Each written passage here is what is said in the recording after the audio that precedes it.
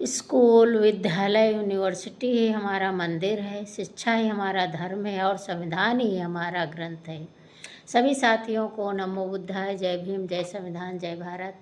मैं लक्ष्य कमांडर पूनम गौतम, भारतीय समन्वय संगठन लक्ष्य लखीमपुर से।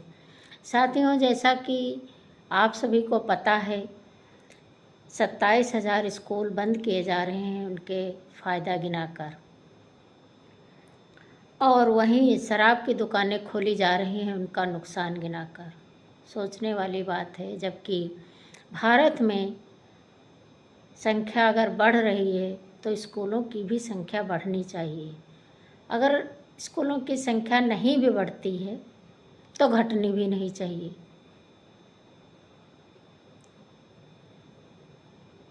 जबकि स्कूल बंद हो रहे हैं, शराब की दुकानें खुल रही हैं, ये सरासर गलत और अन्याय भी है।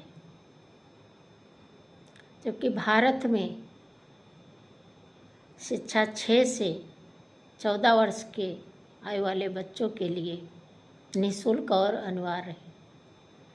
सरकार को सरकारी स्कूलों पर ध्यान देना चाहिए। उन्हें किसी भी सरकारी स्कूल को बंद नहीं करना चाहिए।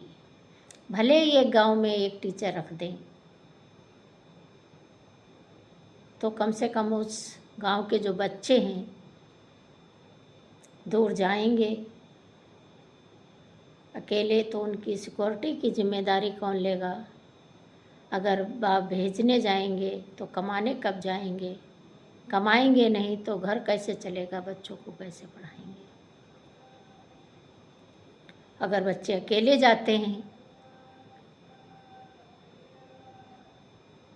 तो कैसे जा पाएंगे?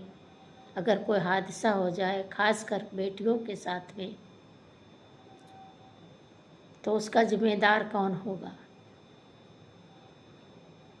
इसलिए सरकार से अनुरोध है, स्कूल ना बंद करके उसी स्कूलों में शिक्षा की व्यवस्था करनी चाहिए।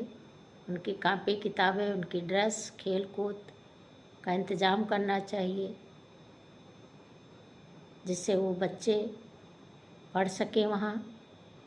क्या पता जो बंद किए जा रहे हैं स्कूल, उनमें से अगर वो नहीं बंद किए गए तो उनमें से एक कोई बच्चा अगर निकल गया है, डॉक्टर, इंजीनियर, अफसर बन गया, तो उस गांव का भविष्य संवर जाएगा और उससे आने वाली पीढ़ी या बच्चे उनसे प्रेरित होंगे। इसे शिक्षा पर ध्यान देना चाहिए। स्कूलों को बंद ना करके उनके आने वाले भविष्य पर, शिक्षा पर ध्यान देना चाहिए। अनुच्छेद 21 करे पुकार, शिक्षा पर सबका अधिकार। तो नन्हे मुन्ने बच्चों पर को शिक्षा पर अधिकार है, तो उनको शिक्षा मिलनी चाहिए, क्योंकि बच्चे देश का भविष्य हैं। अगर आने वाले समय में बच्चे नहीं पढ़ेंगे तो देश का भविष्य कैसे संवरेगा? इसलिए इस सरकार को ये जो रणनीति बनाई है स्कूल बंद करने की, इसे वापस लेना चाहिए। एक बार ज़रूर सोचना चाहिए कि ये बच्चों के भविष्य का सवाल है,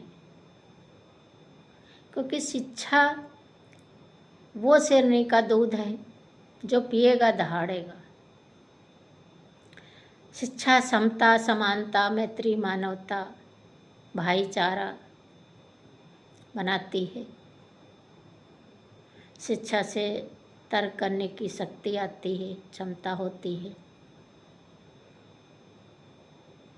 इसलिए सरकार को वही काम करना चाहिए जो आने वाले भारत देश के लिए सही हो। बच्चों पर ध्यान देना चाहिए, उनके भविष्य पर ध्यान देना चाहिए, क्योंकि देश का भविष्य बच्चे हैं। तो शिक्षा पर ज़रूर ध्यान देना चाहिए। सभी साथियों को नमो बुद्धाय जय।